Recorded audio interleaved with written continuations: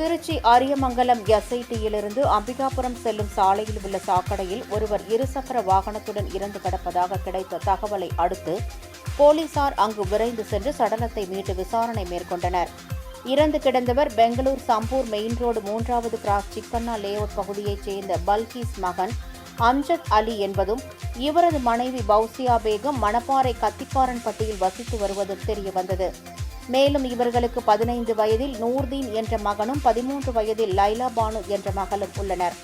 10 ஆண்டுகளுக்கு முன் கணவரின் நடவடிக்கை பிடிக்காததால் அவரை பிரிந்து தனது சொந்த ஊரான மணப்பாறை கத்திக்காரன்பட்டியில் தனது 2 குழந்தைகளுடன் வசித்து பௌசியா பேகம் வசித்து வருகிறார். அம்ஜத் அலி திருச்சி நந்தர்ஷா பள்ளிவாசலில் தங்கிக் கொண்டு அந்த பகுதியில் தினக்கூலி வேலை பார்த்து வந்துள்ளார்.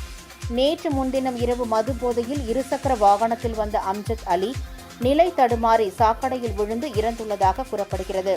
சடலத்தை உடற்கூறு ஆய்விற்காக திருச்சி அரசு மருத்துவமனைக்கு அனுப்பி வைத்த போலீசார் இச்சம்பவம் குறித்து வழக்கு பதிவு செய்து விசாரணை நடத்தி வருகின்றனர்.